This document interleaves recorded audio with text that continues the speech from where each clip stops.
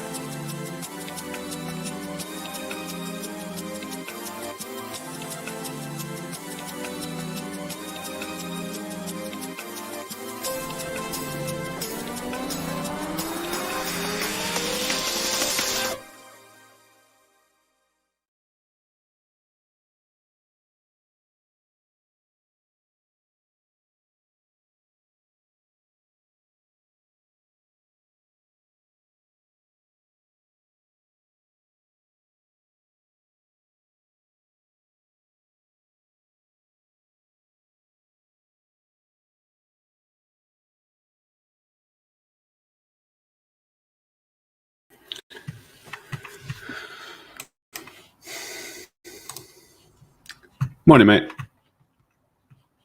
Yeah, good. I'm good. And you? Oh, let me check. It was snowing yesterday.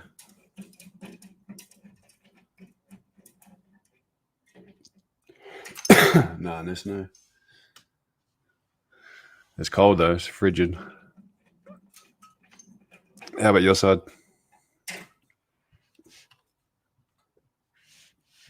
Yeah.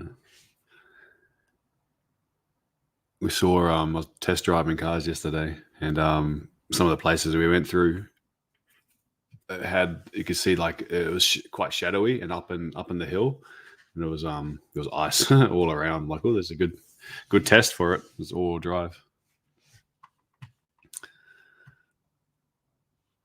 Oh yeah.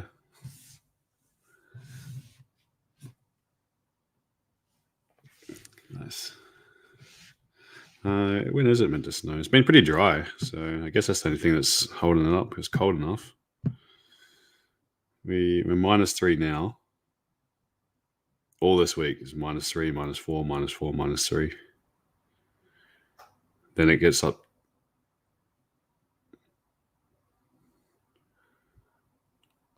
Yeah. Sunday's 11 degrees. Crazy. It'll feel like summer then. All right. How'd you get on yesterday? Mm-hmm. All right. So I had a little recap yesterday, and then we'll talk about what's happened. So this is the plan yesterday. We had I'm on the 4-minute, 5. We'll start with the 5-minute. So I had a zone over here down the bottom. I've just added a couple of things, playing around with it. So if I go to the 4-hour time frame, we can see. I want to remove this gray box. Oops, that's not the gray box. This one. So I've had this zone in since the start of this year. This green zone, still a green box. And if we go over to the left, you can sort of see where it started, like where we, where's my pen? Where we wicked up over here, wicked up, and then price really accelerated. Then we've got this monthly level. This black line's my monthly level, monthly close level. If I go to a lower time frame, like say our hour, we can see sessions. So these are the colored boxes. You can see that we did have at the start of, let me just make it so we can see. Okay, so we've got London high, New York low. Get down here, we get plenty of wick rejections. We've got a liquidity candle right here, if I zoom in, I'll show you on that one. So liquidity candle, lovely engulfing, bullish engulfing candle right over here. So there's a lot of liquidity contained in this wick. So what I was looking for was a reaction from this area yesterday. Price opened, okay, we came down, and I didn't know which level was going to hold, whether it was going to be this gray zone or this zone. I knew there was nothing. There's nothing really in terms of support between here and here. So I was only looking to see if we get a decent reaction at this point or this point. Now I trade London Open, so this is the London Open candle, and what we got yesterday is a start. The first candle. This is the first candle. Just going to get my other screen tool. This is a little bit annoying. Okay. So this is how we opened yesterday. Opened a no bottom wick. No top wick, and then just went straight down. So 5-minute candle, plenty of volatility, nearly, what was that, like about 75 pips in this first 5 minutes. That's not a normal, like, it's not like just, that's an institutional candle. So opening with no top wick and then just shooting straight down gives me a lot of confidence that that's not the high of the session. Okay, so it's pretty comfortable trading back up towards that way. Just didn't want to get caught in anything in case it was going to do a couple digs. So you need to wait for like conviction that buyers are stepping in or that sellers are slowing down. So it's likely to slow down if you've got an area that you like, and this is the area that I liked. Then price gave on a lot of the time frames, the 3 minutes, the 4 minutes, the 5 minutes. It gave starting to get like these rejection candles where they break the candles to the left and then they close bullish. So I jumped into this trade when this one closed. My price I got in was around 99. So when that one closed, price pushed down, and I was talking a lot at that time yesterday, and that's where I got in. Where I was targeting was at least for it to come up to here, but I really wanted to see it take out the euro high, which was also my Asian 50% line. So that's what this bad boy was over here. Now, price pushed up from this level, and it's not on this time frame. Let's go to, was it the 3 minutes that we're looking at that stage? It showed maybe 10 minutes. But it showed something that I said it's going to start ranging. Let me just play around with the time frames. We'll find it.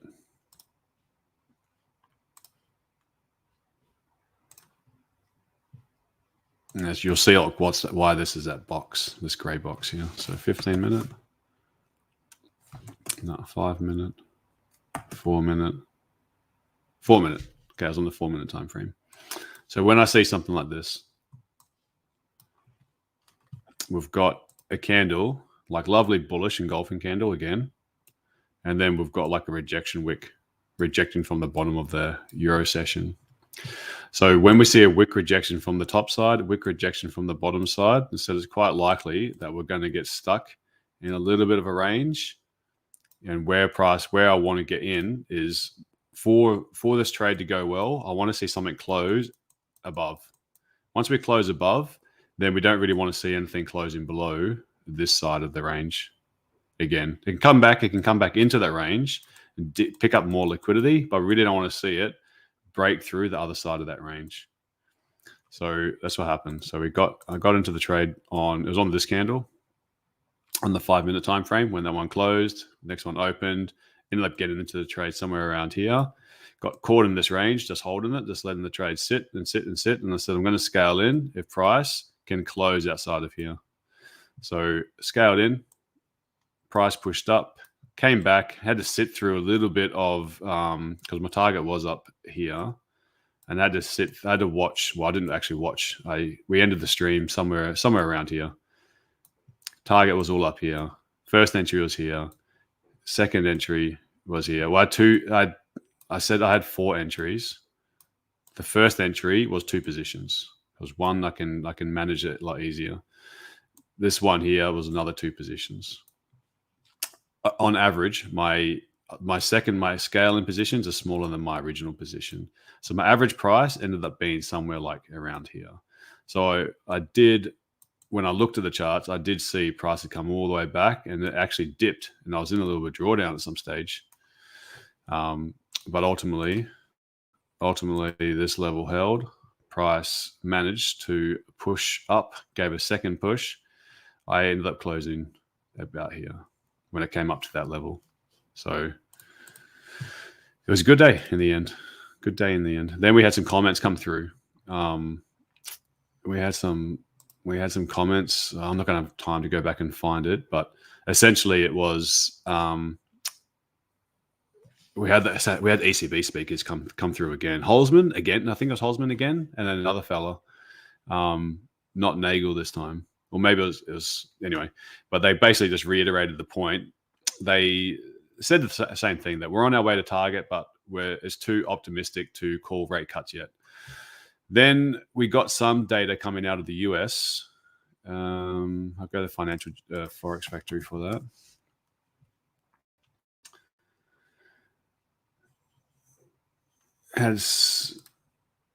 Morning, Maron. We had some data coming out of the US later on, and it was a big negative for Empire State Manufacturing. We also had some Fed speakers having a chat. That Christopher Waller again from the Atlanta Fed, I think. No, it's Bostic. Anyway, he's been moving the market a bit with his comments, and he sort of says, like, this is why it can be quite difficult for fundamentals. He'll say 2 things completely. One is bullish case, one is bearish case, and the market will react on one of them and say, "Oh my God, he said this," but he also said this. But the market doesn't seem to react to that. But then it will react later on. It's can be really tricky when you see these guys speaking, because they're like, it's like Powell when he speaks. He doesn't really give much away. Anyway, what this is stoked is recession fears. So this has led to a bit of a sell-off. So at the moment, I don't want to stand in the way of this sell-off. Also, Germany's been quite affected by the Chinese stock market, the Chinese housing crisis. That's also pulling down commodity currencies. So whilst this is falling, we don't want to stand in the way of it, because it's starting to break through a few more. Like, I was happy to keep a bullish bias and then just take bounces off support when we're still up here, when we're still in this range, still seeming to see if this was a liquidity grab or if we can get bounces. Now we're starting to fall like this. This is getting a little bit dangerous to hold onto that bullish bias until we actually see some real conviction come back in, because in my eyes, a recession would be healthy. It would be healthy to correct some of this move. So we're going to have to see, because at the moment, when it rose up so aggressively, it didn't leave a whole lot of, it left a lot of liquidity behind. Didn't leave a whole lot of areas. There's a lot of gaps. So we could see sharp little moves coming to the downside. So it's probably better to actually be looking for sells today. But just tread carefully, because these bearish moves can be hard. Can be hard because you can get a big move, you can get a really sharp move down, you can get a really big pullback. So yeah, we're going to have to play carefully today. Now, had an excellent trade on NAS last night. Didn't hold it, but this one, same deal, getting affected by the same comments. But we had this lovely rally all the way up.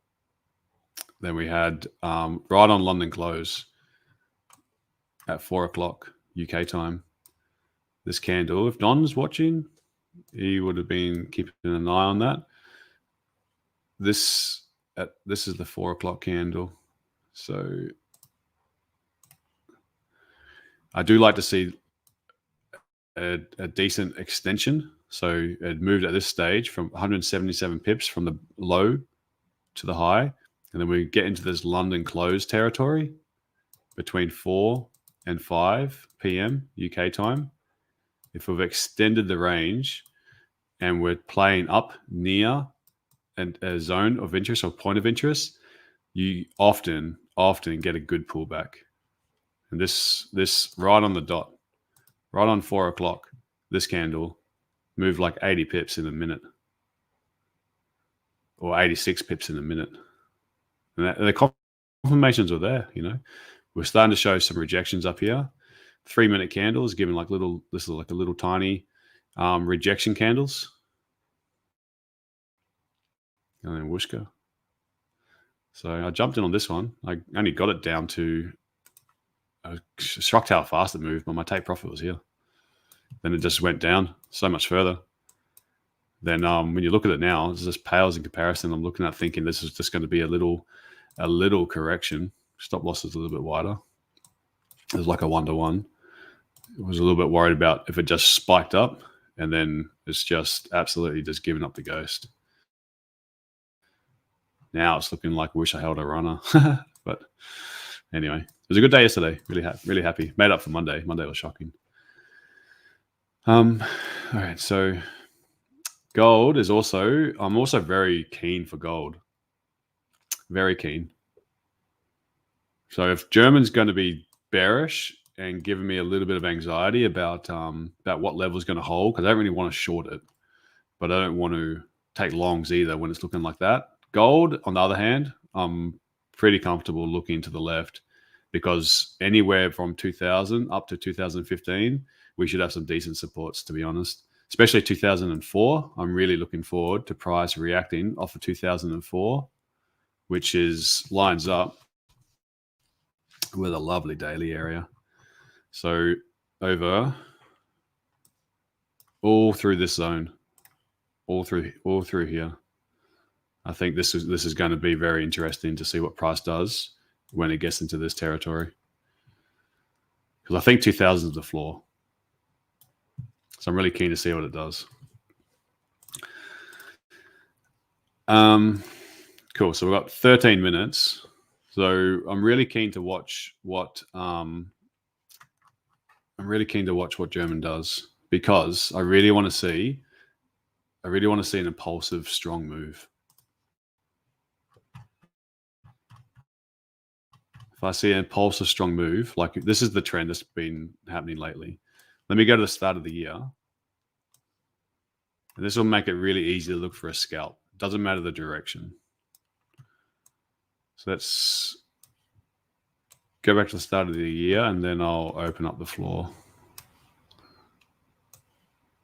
Okay, so we've still got thinner market conditions with normally like the second half of January starts getting a bit more volume into the market. Okay, so this is the third. Here's the second. Here's the second. Okay. So when we get like a strong impulsive move from the open, it's not usually the low of the London session. So this is a probability game. Strong impulsive push up means institutionals are at play. They're looking for liquidity. Price eventually hits the area of liquidity. That's the area of liquidity you got to find is yet to be determined. But when you get a strong impulsive move from the open, it's not usually going to be the low. Usually the low will start, you usually get wicks on either side of a London session. Okay. Thanks, Glenn. Yeah, guys, give it a like, give it a thumbs up, guys. So on the 3-minute, this did open impulsively. Now, you usually get wicks on either side of a London session, so just keep that in mind. Okay, so same thing here. Initial move. This is only a really shallow move, but see how open and no bottom wick. This went straight up. Fair bit of volume. Like it's a huge session. This is 200 pips. This is a massive session. You've got to understand this is bigger than normal. But this open, even that pushing up is like nearly 30 pips. That is not going to be the low of the London session when it opens like that. So if it pushes up and it pushes up not like further into a lovely area that you've got flagged, then you can actually trade towards that open, because you should be pretty confident that there's going to be a lower low. Okay, we'll go to the next day. Opens up impulsively, just pushes straight up, hits a zone. It's not the low of the session. The low of the sessions there's wicks on the tops and the bottoms of sessions, a London session anyway. That's the probability game. This day, got it. Doesn't open impulsively. We've got it doesn't open impulsively, so we'll skip that one. This day opens impulsively, pushes straight up, about 60 pips. It's not the low of the session. Price then rejects what some level to the left, and then pushes down. Okay, we'll go again. This is the day that it didn't. It opened impulsively, went straight down. We never made a new high. So that's the probability that some days aren't going to work out. Then we get to the next day. Didn't open impulsively. Really struggled to open with any sort of conviction. So skip that day. Go forward to the next day. This is Thursday last week. Pushed down a little bit impulsively. Then it came up. So there was no real conviction here either. So we're looking for days that open really strong to get a clear read. Friday opens really impulsively, no bottom wick, pushes up, not going to be the low of the session. Price eventually comes down, makes a new low. Monday opened, pushed straight down. I was hoping it was just going to push straight up. Anyway, pushed straight down, came back up, then made it broke the high, then it pushed down further. Yesterday, opened impulsively, no top wick, straight down into a zone of interest, not the high of the session. So that's what we're hoping for. Well, that's what I'm hoping for initially, is to see signs of an institutional move to grab liquidity. If it opens no bottom wick, no top wick, sorry, and then just pushes straight down, pretty comfortable that later on at some stage in this day, there will be a new high. So if it pushes down and I do have an area of interest, a zone of interest that it's reacting from, I would look to trade it back up, because my ultimate bias with equities, or was bullish until this week, we're starting to get a new narrative is creeping in. But still, if I see an impulsive push, maybe because it's such a strong downtrend, if we get an impulsive push to the upside, maybe hits the Asian 50%, start showing rejections, I would think that we should make a new low, but we'll see. What is? Are you currently selling gold? No, I'm not. I'm not in any trade yet. I'm waiting for London Open to start. Strategy do I use? Like liquidity style and sessions, support, resistance, and then I've got some. Just look for lower time frame, good looking candles. Someone's got a silly question. So I'll go for it. I thought you were Johnny at first. Johnny Sims. I don't know who that is. All right. Zoom people, what do you think?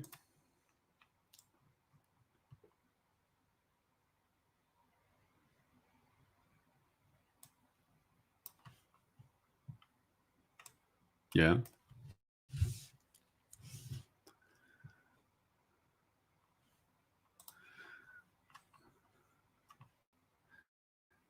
Had all these zones. Had all these zones that so long ago that I need to extend them all across now.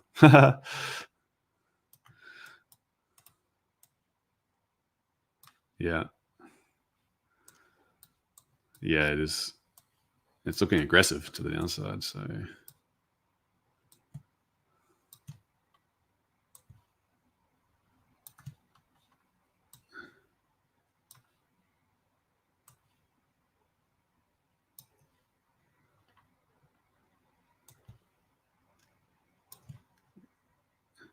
yeah, there's fear creeping in. Optimism is slowly but surely starting to wane, and we're starting to see, like when there's fear in the market, it just drops. Okay. Anyway, So this was the last little area of structure that price could push through, and we already had the reaction from the top. So it's likely that when it gets down to this area again, that it wasn't going to react. It was just going to go straight through. And now we're looking to see if there was any sort of support from underneath here.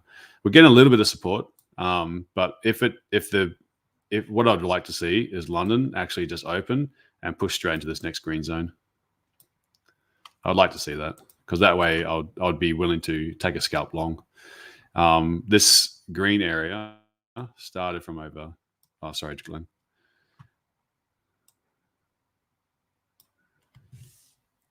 Oh, okay. So see how like price here pushed up into this area, came down, set as a support, and pushed up, consolidated for a little bit, and then broke below this green line, held as resistance, and then dropped.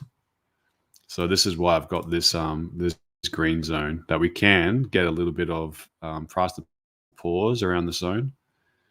Okay, it paused a little bit, but that to me is if it's leaving this low, that's the next area that it's going to go to. So, that's a decent range. So if we've got quick fingers and aggressive, there's a 43 pip range if you do like to take those sort of breakout sells. I don't really want to do that though myself. Yeah.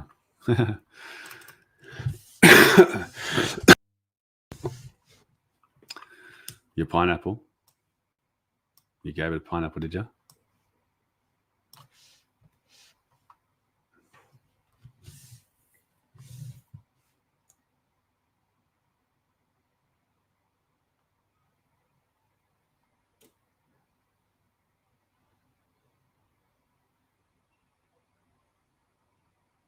Yeah. What's my bias for today? So, having to process this Asian session. Yeah, I'm not really too keen on locking myself into a bias, but at the moment, I don't want to buy it right now. Not right now. We don't really have any news. But Euro final CPI. Actually, it's all yellow folder. What's Financial Juice saying? Oh, look at these guys. Jesus. Whole bunch of speakers. We've got the Harry Potter guy. Got Simkis, Vasley, Cipollone, and then President Lagarde's already spoke. Yeah. I think I'm just going to look at the price action. So at the moment, we're seeing lower highs. So I guess the first thing is a structure break. But I'd like to see it pull back at least come back to like the Asian 50%.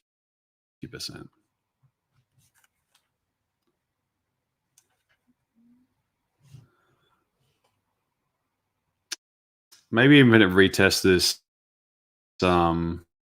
this green area again, because that is like your London low, close-ish to the Asian 50%. And it has pushed down quite a bit. So let's see if London can, in 2 minutes, if it's failing to break lower, I'm going to go for a buy. Keep my stop low, small, risk small. But like these no wick candles, yeah, if London can actually push down and then like really give a bit of hesitation and then start, like if it hesitates to break these lows, I wouldn't mind at least taking a trade back up to see if it can get up to this area. 30-minute candle is going to actually flip bullish now. So I wonder if we can actually, hey Chris, I wonder if this level is going to hold.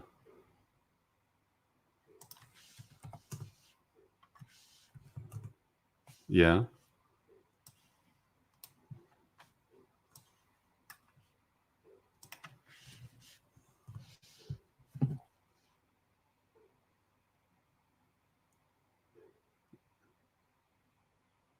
Right.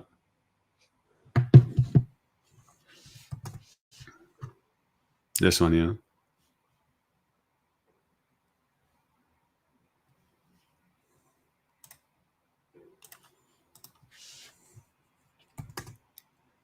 Here's the open coming up.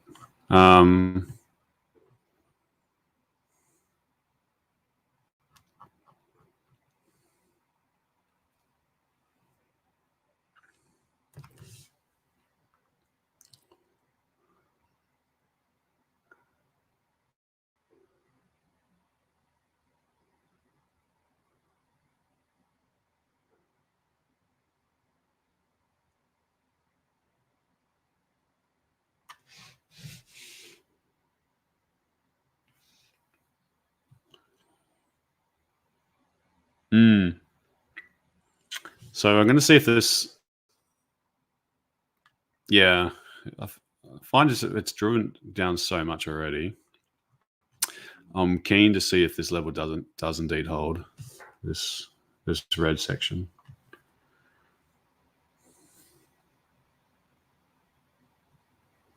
Yeah, I agree.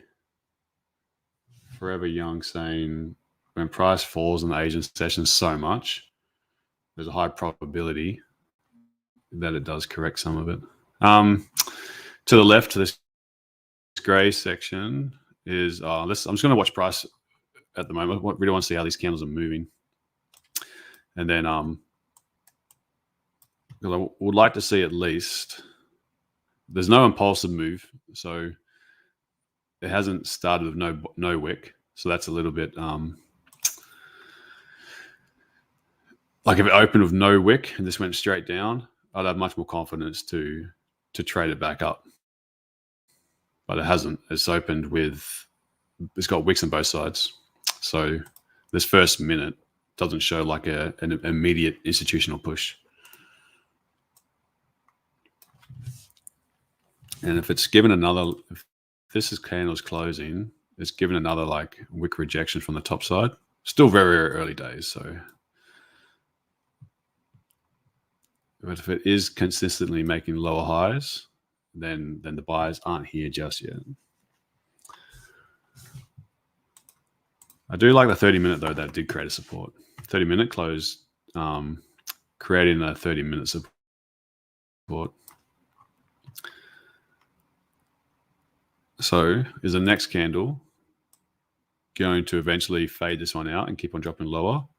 Or is this current candle going to push down, and then I'll change the color. So is it going to push down, break its own low a little bit, and then start to push back up and then flip bullish and then come back up to like say here? Because we can still maintain that bearish run, but obviously we can't just keep on going down forever unless we're November.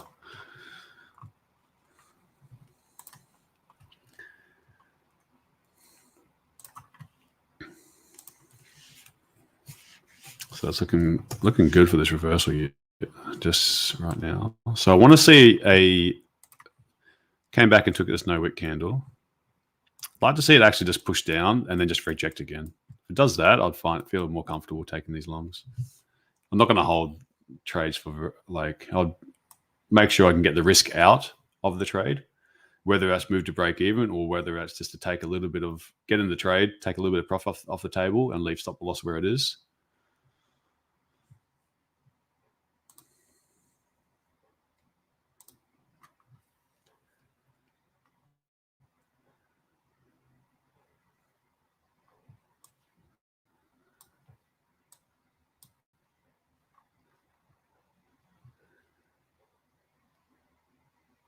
Tom, did you eat all the chocolate, mate, from your wife?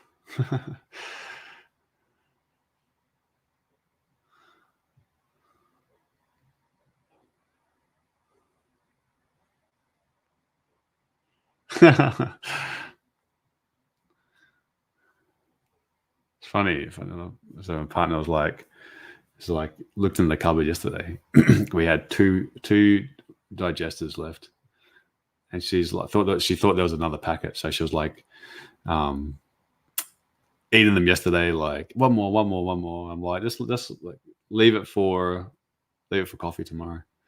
And then she didn't. And then when she went to get another packet out, and then she realized there's only one digestive left for each. And then she was like, if you should, do we have no more white digestives? What we said, we agreed that we weren't going to buy anymore because when we were in Portugal, her dad fed us a lot, so we're on diet.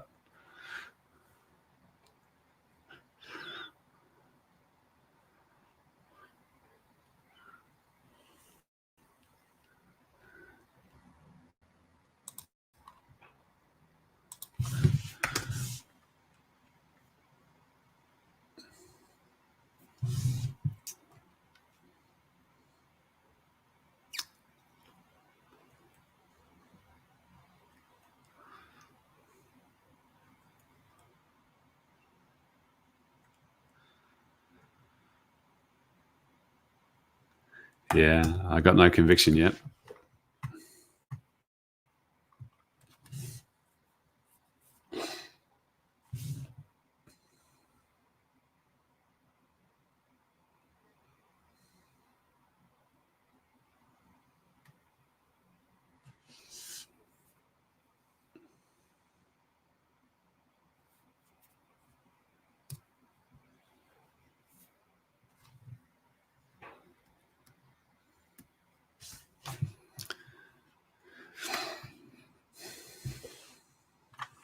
Issue is, any move that happens could be short-lived when one of these guys starts talking.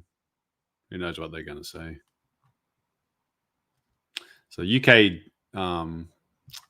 CPI came in hot for CPI, so it actually rose. But then the leading sort of inflation figure, arguably leading indicator, PPI, came in quite a lot, quite down. So that's actually like a big drop in producer side inflation. So that should trickle down to consumer side later on. So the price of goods being made now should creep into consumers not at a lower rate, but just haven't risen as fast. So it's good for the inflation side. It's just whether that everyone wanted inflation to come down and productivity to come down to help with the inflation battle. But it's a real fine line before those readings coming down start leading into recession fears, which is not good for equities.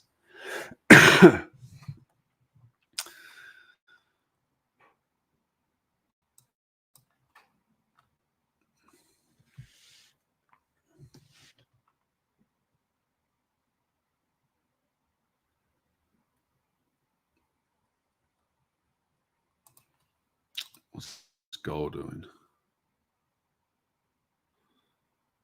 Oh, is it? No, it's been pushing up.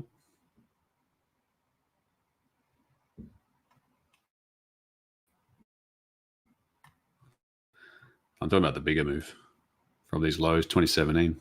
Rose nearly 100 pips. At the Asian 50% at the moment, which we'll find in that little rejection.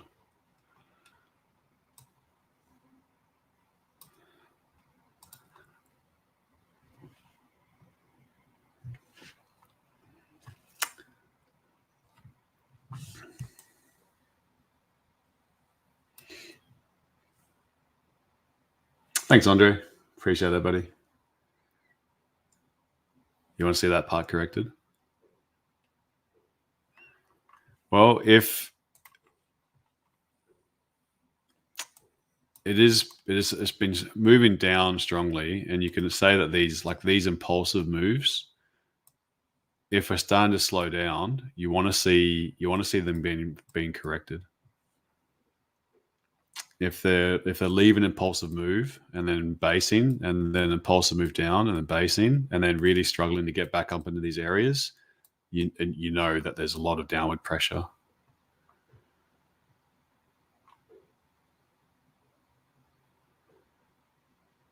So we're not even really coming back and equalizing. So at the moment, the downward pressure is very strong.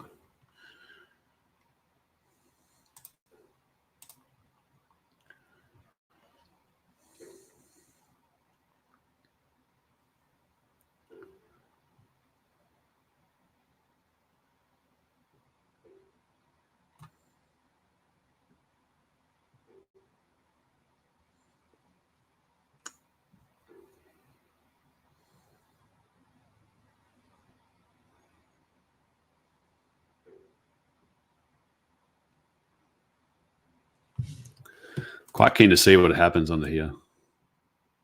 If we get that sharp impulsive drop, I'll treat this as a buy zone.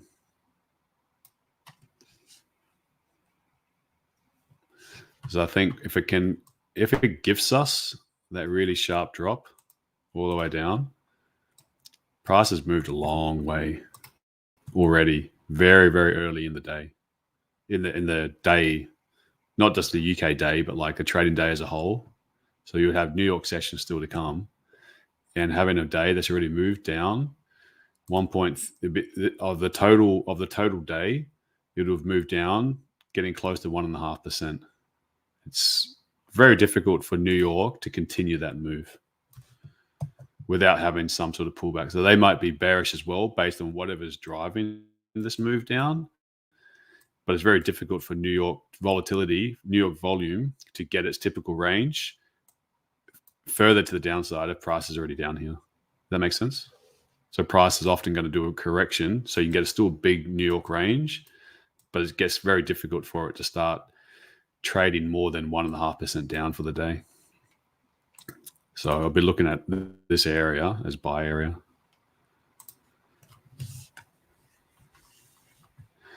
FTSE is crumbling as well.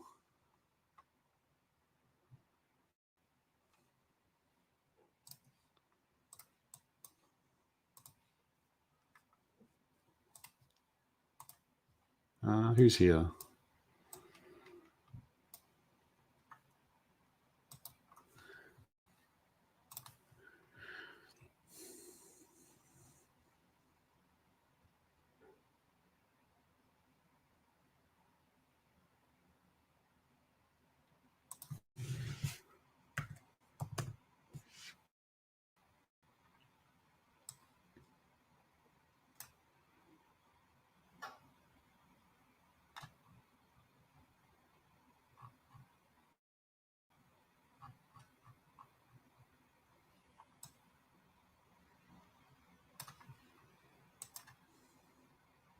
Well, unless something dramatic happens in the second half of January, it's not looking very good for this monthly candle.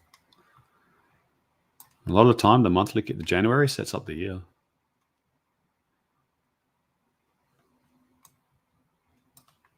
Like this was January last year. This was January the year before. So bearish January, monthly flows to the downside. Bullish January, had a good year. January, this one's the outlier. Bearish January, had a good year. Oh, no, it wasn't COVID. Bearish January.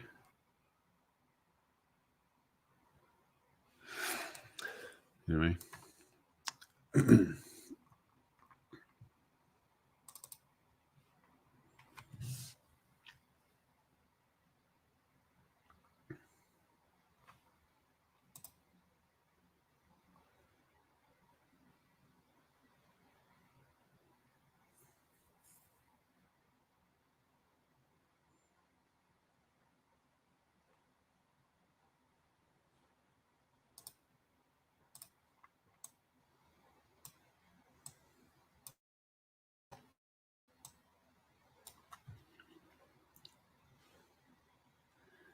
Marion, your reaction zone is between 367 and 380. So this area.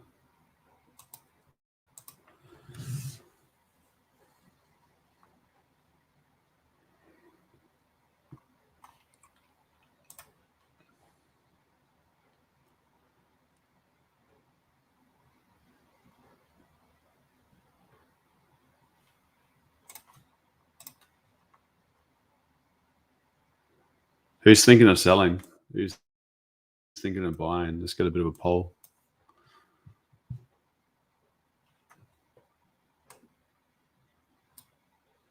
Mm-hmm.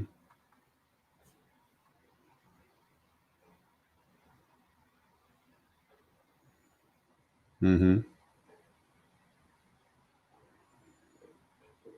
Anyone else? Yeah.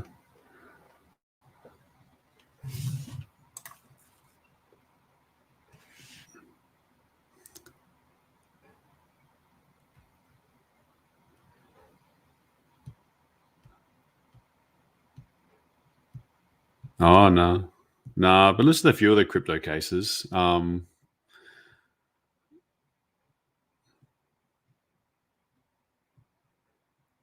Okay. Really? Gosh. I guess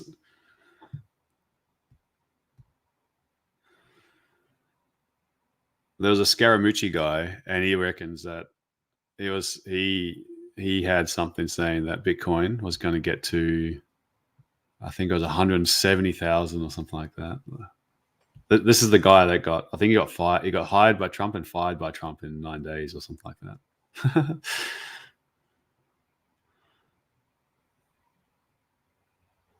Another view that ETFs always put downward pressure on underlying asset. Yeah, this ETF thing was a bit interesting. There's one view that it made it a lot easier for having this ETF. It was a lot easier for some of these holders to sell their position.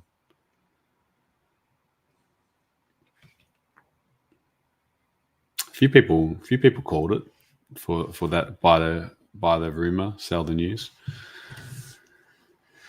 What's difficult about selling here, even though it's looking so bearish, is we've dropped so far. It's really difficult to sell something that's moved so far.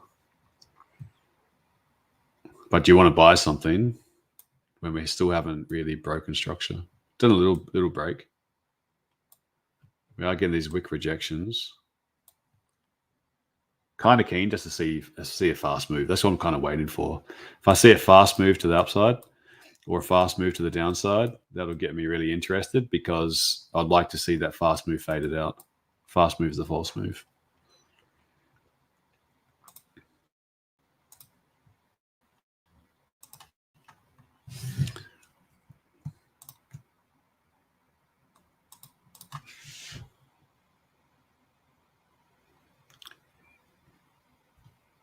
One of the guys that I was listening to about Bitcoin as well had a good case about how when you look at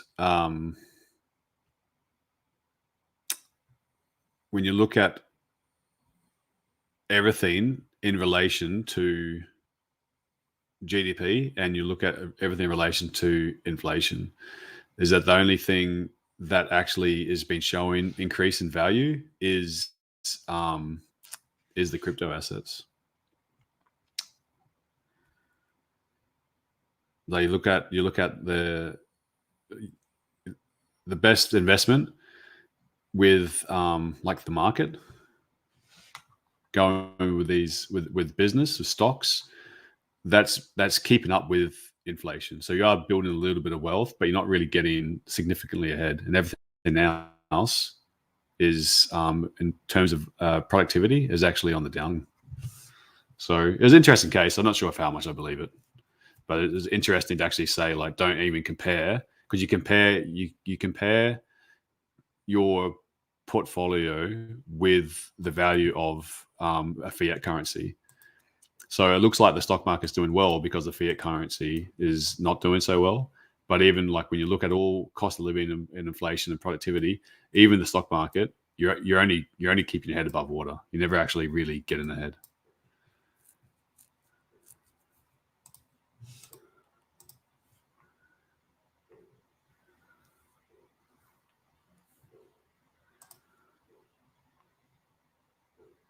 So if you're making 15%, your head's above you're treading water.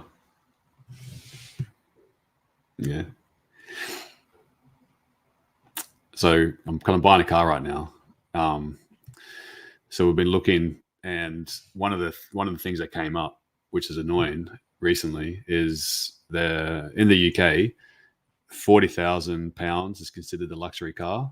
Anything above that, so you've got to pay a luxury car tax on anything above 40,000.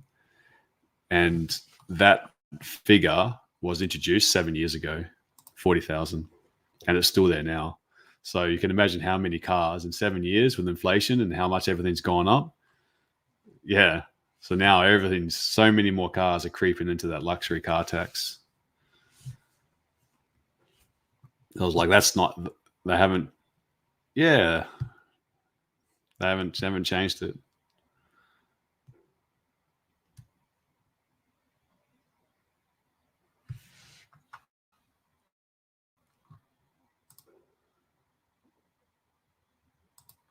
Yeah.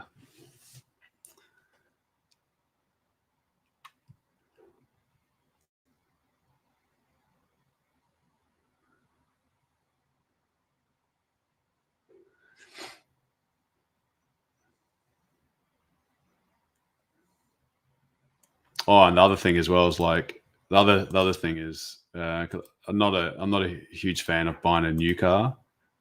Sarah she would like to get a new one, but I've bought a new car and I find it's such a waste of money.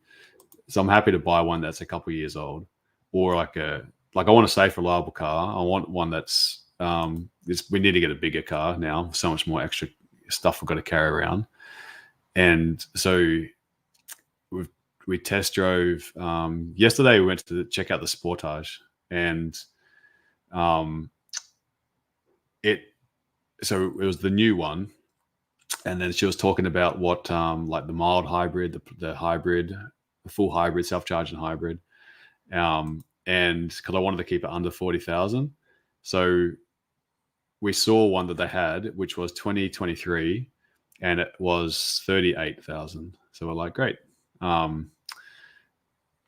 What's the like?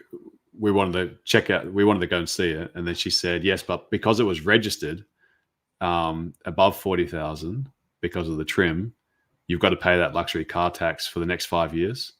It doesn't matter when you buy it. It's just when it mattered when the car was registered.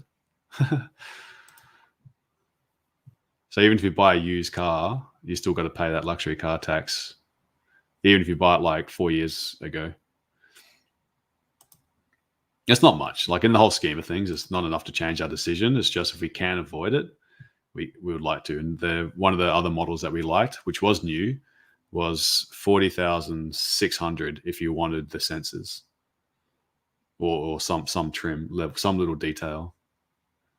So you'll be paying £500, £510 a year just in this luxury car tax because you got one little detail which pushed it up to 40,000. Like if you wanted a different color paint, if you want the metallic paint kind of thing, it would bump it up just above. So annoying.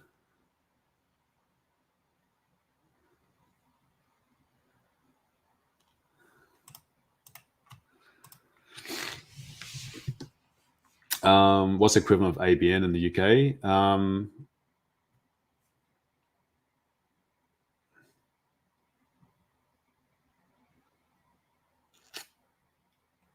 Not sure.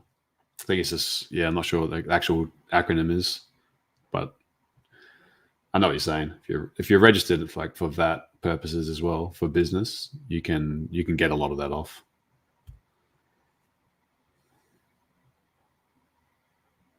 Yeah, the taxes in the UK, many luxury car tax.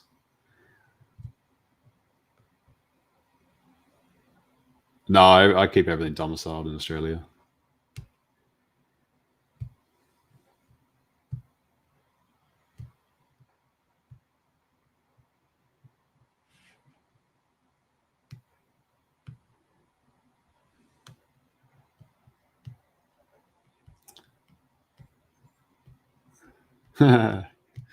Yeah.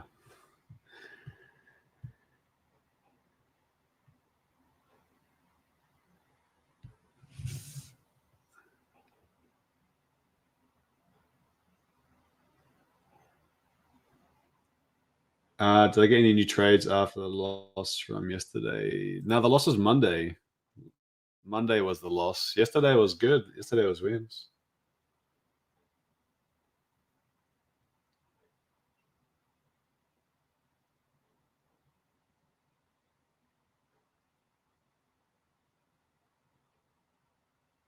Yeah. Yeah. No, yesterday, we got the buys from here. from. I wonder if it is inside of here.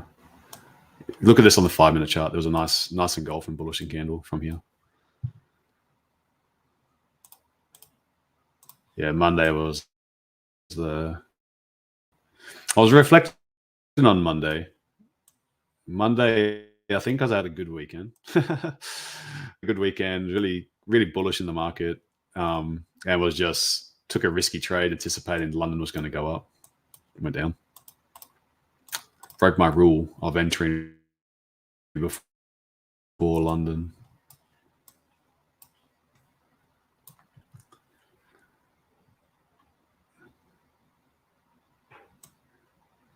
Yeah, this country, I think every country is the same. This UK country loves the tax.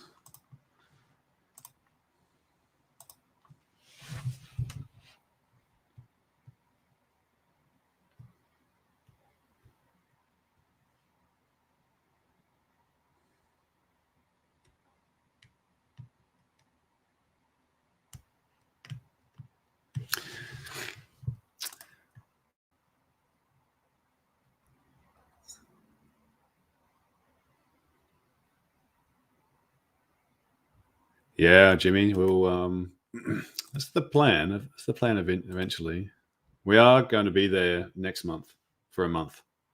So, and then when we have our second, we're going to take the entire maternity leave for a year, extended maternity in Australia.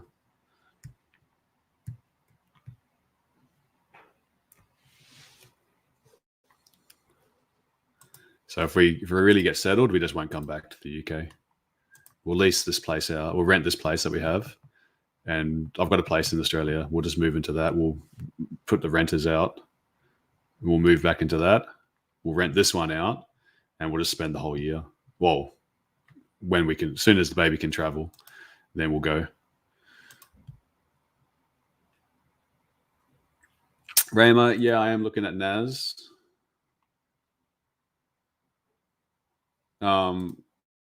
Not for this session though. What is it doing? Oh, look at this for New York. London low's right there. Yeah, I'll look at this for New York. I'm keen for New York session. It's in Sydney. My place is on the coast. Because Sydney's expensive. We literally have to sell everything. We've got a place in Portugal, we've got a place in the UK, and we've got a place in Central Coast. And I'd have to sell all of them to live in Sydney, to buy in Sydney. Sydney's crazy. Yeah, was that Glenn? God's country, yeah. No, I love Sydney. Like we're gonna base ourselves around probably like lower North Shore, like northern beaches. That's the area that I've spent most of my time. I wish I bought there when I was younger, but now it's just so hard to get in. All right, come on.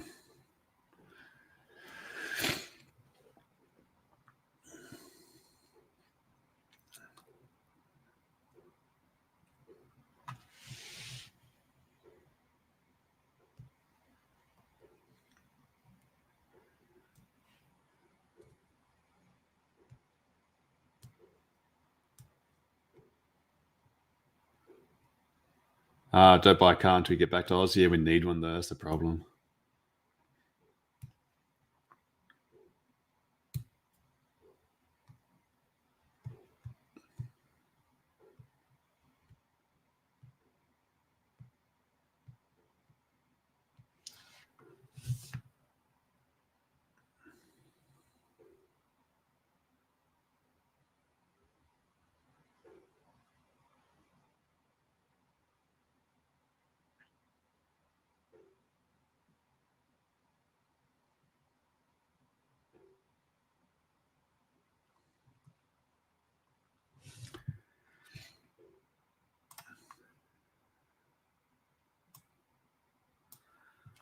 Nice little sweep of that low. Definitely a seller's trap.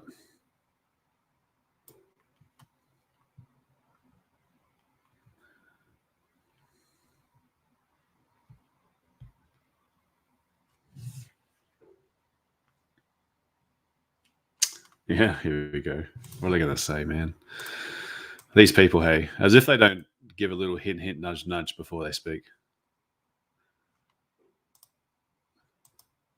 That's what these. Someone was asking about that Davos summit yesterday, which is still going. This World Economic Forum annual meetings. These are all the billionaires get together and have a chat.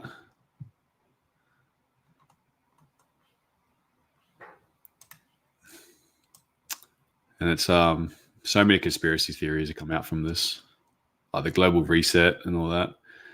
And it's it's probably everyone's thinks that it's like global domination and how they're going to control everything.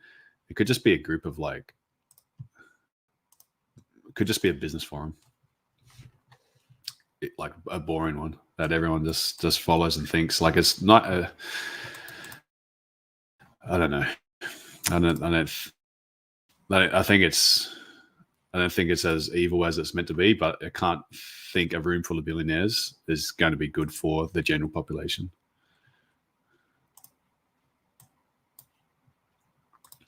All right. Yeah. Yeah, just a little, like if you could just know something a few minutes before it happens, so powerful. Yeah, don't have to go through the official channels where people like how many people like can you really expect two billionaires will have a conversation, just pick up a phone call without having like a team of people to organize a conversation that you don't know? Like that constantly, there'll be so many people involved in just get organizing a meeting. Schwab came from nowhere, convinced people to listen. Oh, okay. That yeah. He's like the unofficial elected leader, isn't he?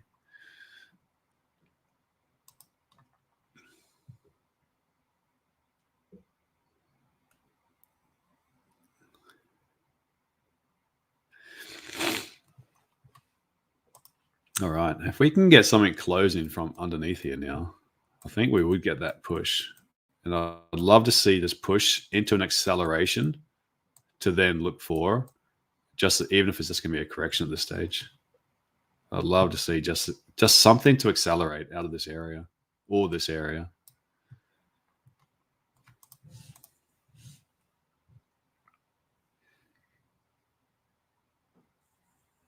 Yeah, 5G, mind control, COVID-19 2.0.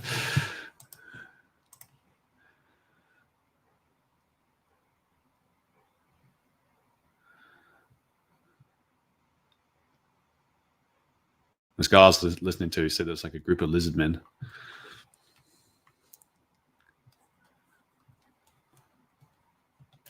You got 30-minute with imbalance at the top.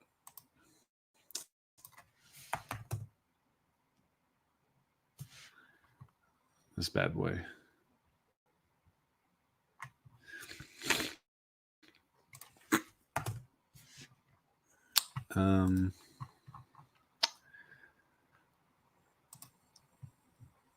Okay, what's this person talking about?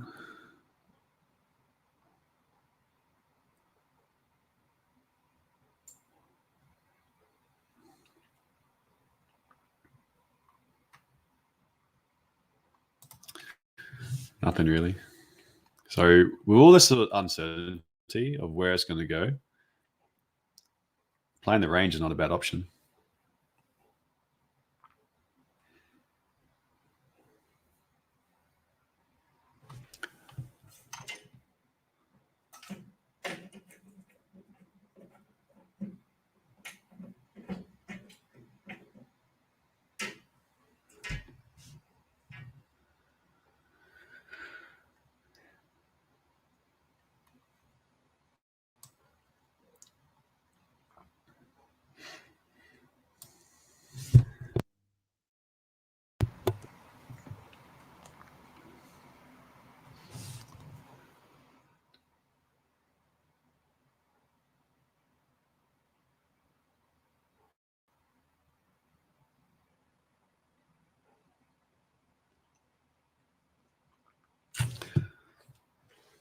Damn, what a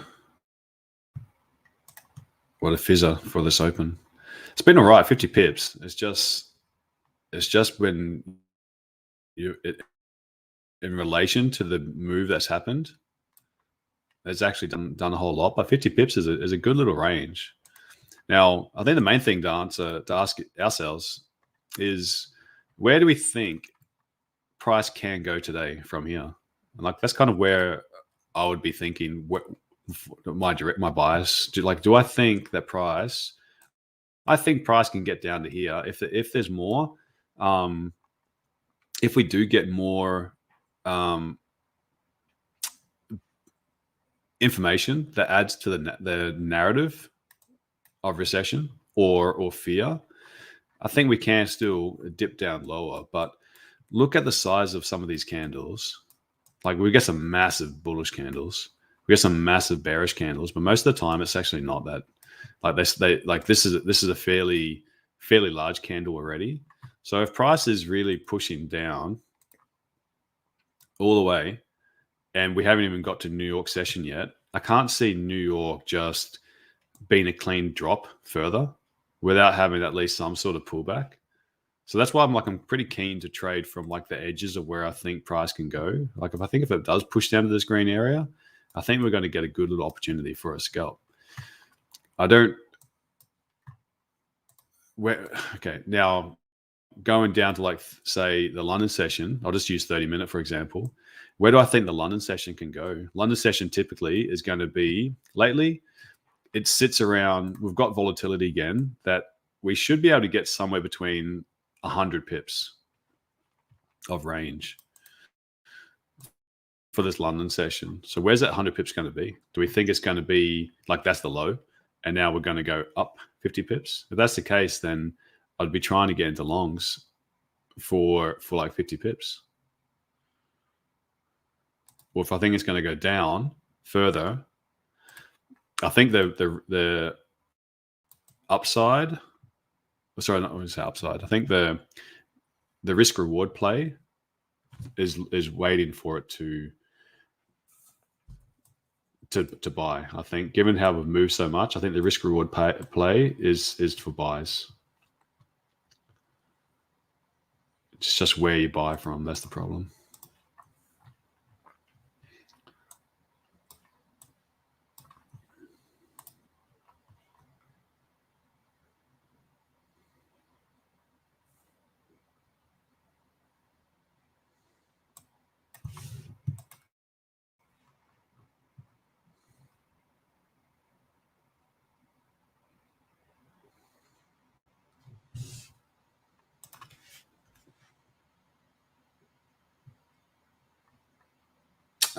What's the right capital to go full-time trading? Depends on your expenses.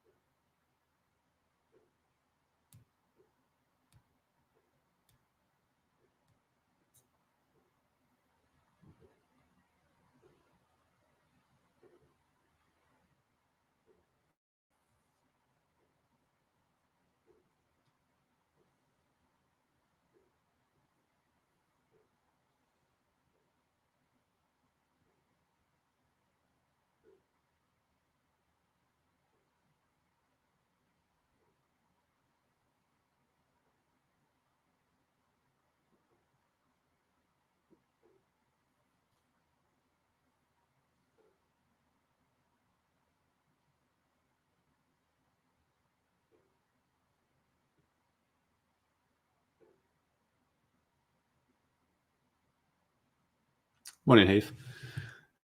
Yeah, the reason I go back to Sydney though is because of my daughter. So it's good for her to be around family, friends. So we've got friends here in the UK, but we don't have any family. So when we spent time, we just spent 3 weeks in Portugal with her other side of the family. It's so good for her. So then we've got to choose, is it Australia or is it going to be Portugal that we move to? And Australia's got a better economy. Portugal's great, but good for me to work there. because I can work anywhere. For Sarah to work, if she wants to work, it's not as good.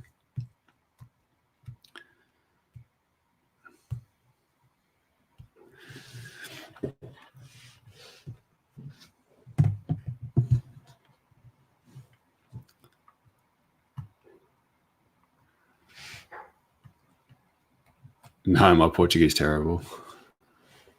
I can understand a lot of their words, but they speak so fast.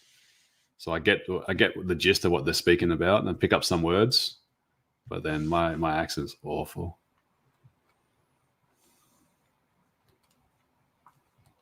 Anyway, learning it with my 3-month-old daughter. She's better than me.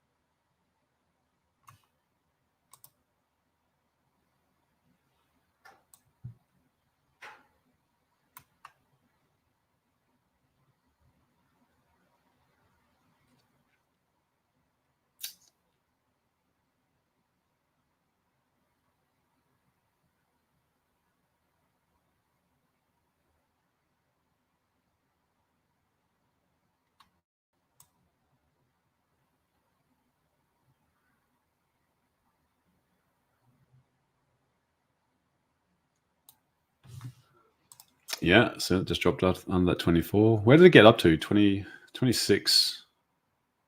Clean candles now. Clean candles to the downside. 21.60. Oh, yeah.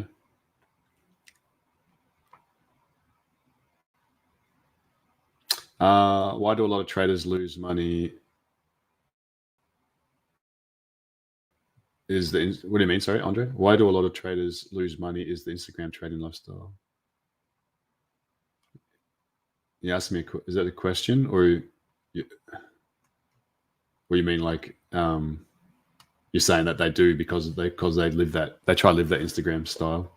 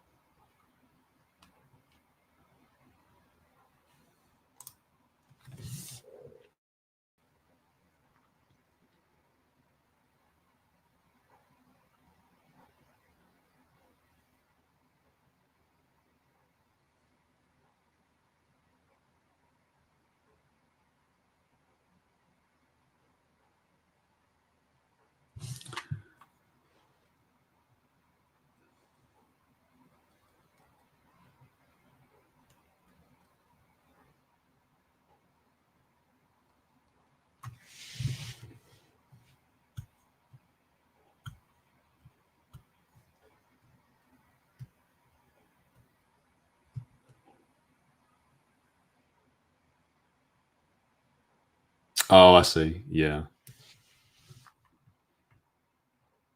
Yeah, it depends on your savings and how much you spend, because it's hard when you first make the transition to trade full time and you really got to make money from trading. It's hard because you put a lot of pressure on yourself. So you need to have. When I went full time, I had enough for a couple of years to live off a couple of years, and then the first time I went full time. I found it really difficult to trade profitably because I didn't have another source of income coming in. So that was like back in 2018, 2019. So I got a job just to make sure I had like that bit of a safety barrier, and that helped mentally to trade. And then when I went full time, I got much more used to trading to survive.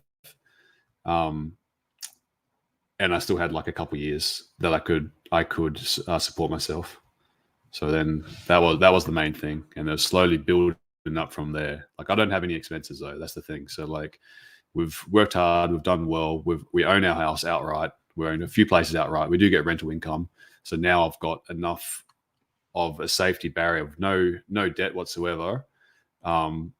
That I just need to make sure that we keep the lights on, we keep food on the table, and that I just turn a profit.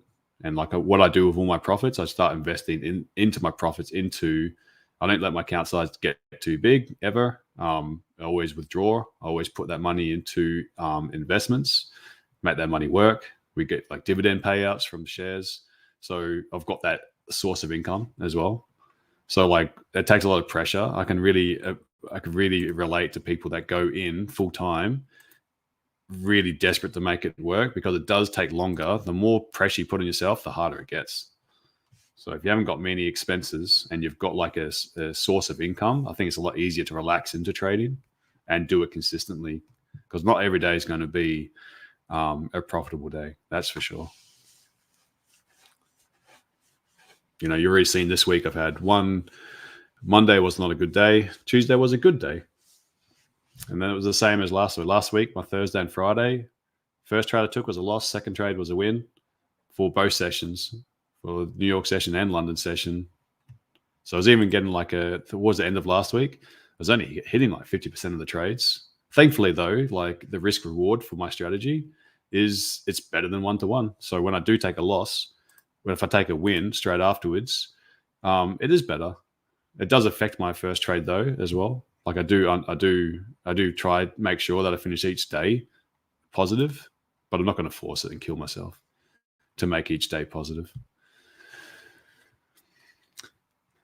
But make sure you've got. I would say always keep a job when you're trying to go full time. Make sure you've got a source of income, and make sure you've got enough to support yourself for a couple of years.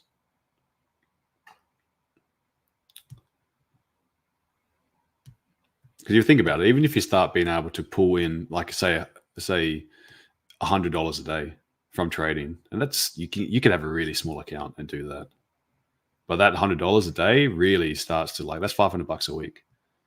You know, when you think about it, that's like 26,000 a year. That's a huge help. That's just from $100 a day.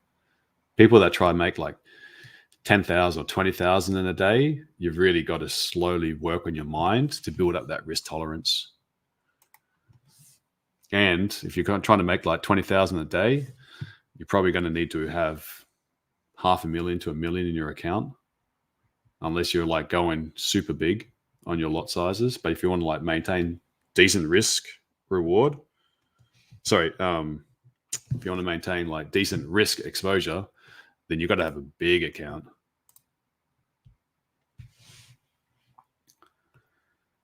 It takes time to build.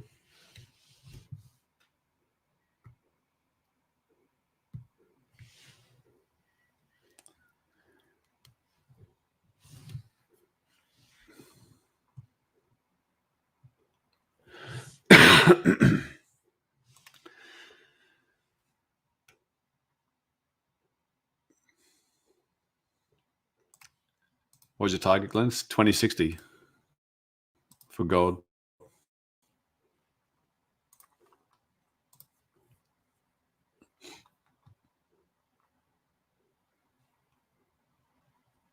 Oh, this got you, did it, when it pulled back a bit on you? Sure.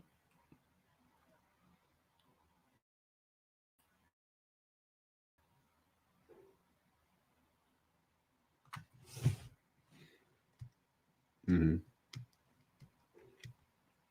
Hey, you know Alpha. When you're you still trading that, so you can only go in if you're in a trade already, you can only add to that trade with the same lot size or lower. Is that right? What if you're in profit? Oh, I see.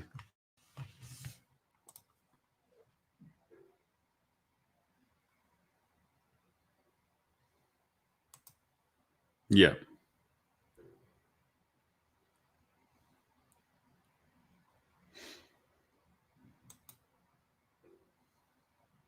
Yeah, no, I get it. I was wondering if that rule was, sorry.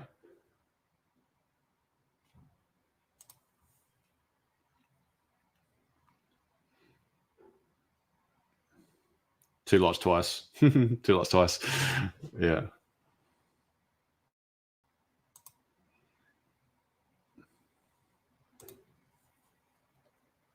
Yeah, I gotcha.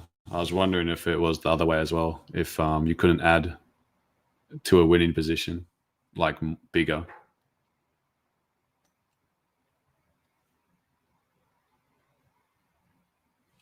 Yep.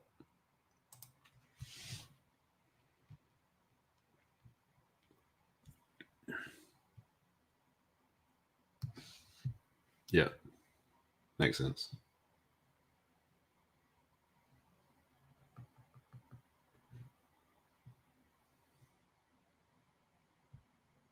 Yeah, mate.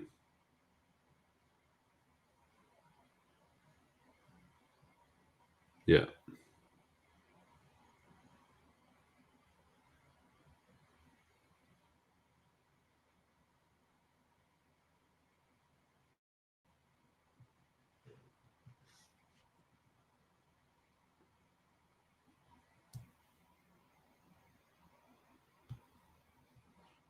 Oh, Manny's saying that it's the third, like 3-strike rule. They'll give you 2 warnings.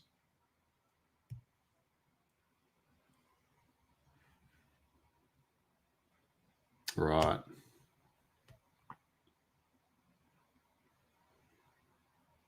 Oh, okay. Good to know. Tom, TCT doesn't do that, does it?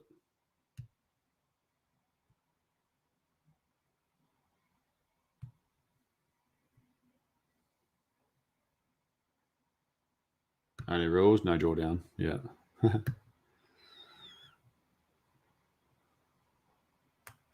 Gosh, man, this sucks today.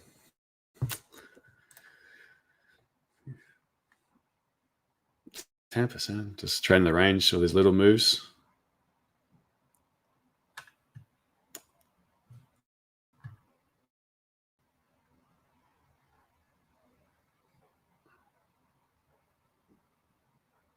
Oh, yeah.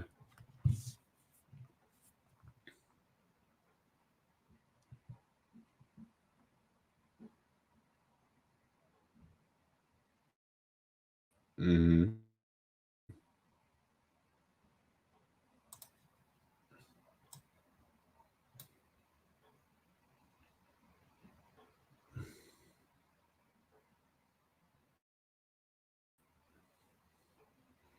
Yeah. Yeah, and that's not bad what Glenn was saying, that I was only looking for longs until a session had been connected. And now it says, Edwin, no, I'm not in anything.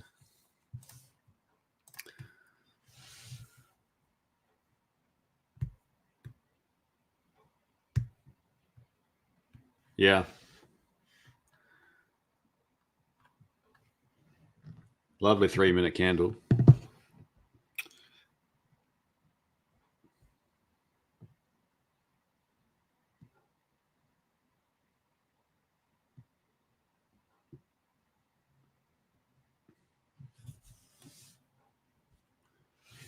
Do I trade ICT concepts? No, I don't.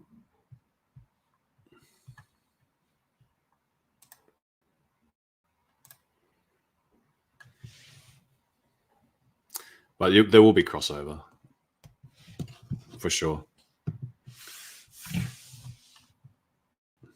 There's crossover and everything.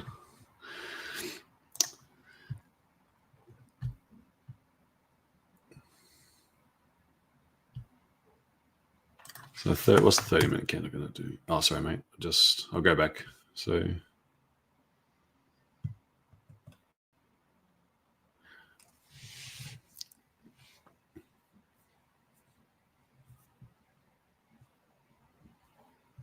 there's another guy coming soon. So the Simkis is on next. All right.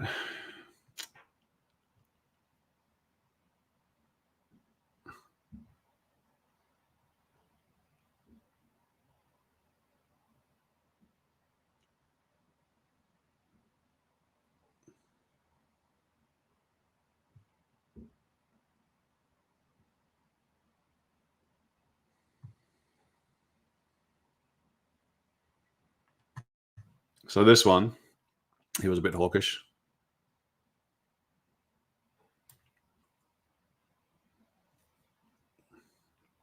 Saying premature to expect cuts start of second quarter.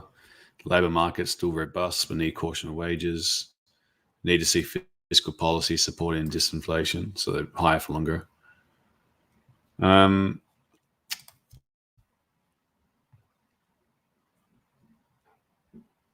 That's true. I was wondering if I take a little sell or just trade this range.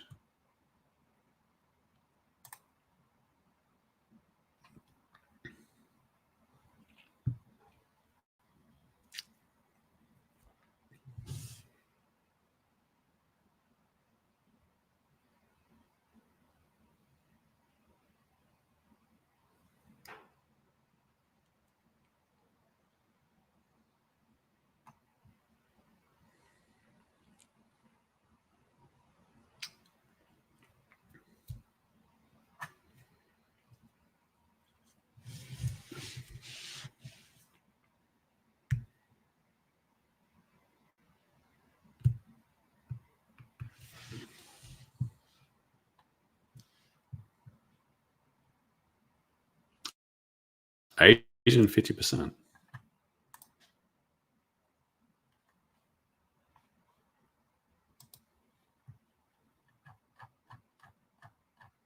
You sure? Well, I've got lots more.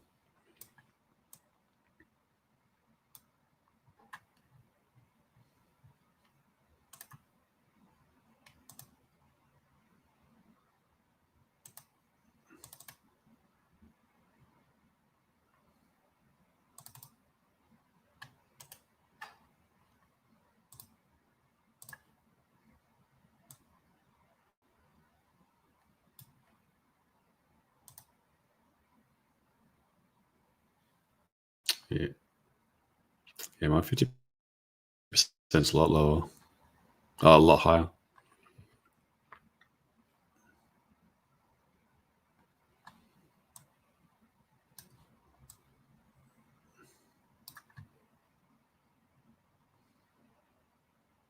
I don't see that as part of it still.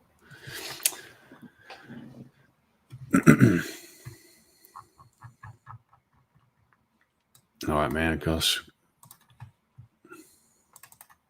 only looking to take 1 or 2 trades.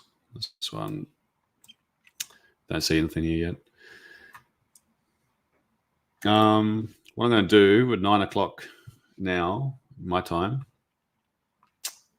I'm going to continue on my channel. Will keep on going, but Trading Nuts channel, we're at the end.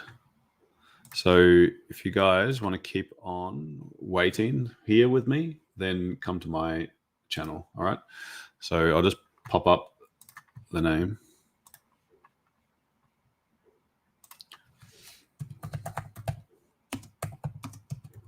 Okay, search with that. We'll keep on going, waiting to try get our trade for the session.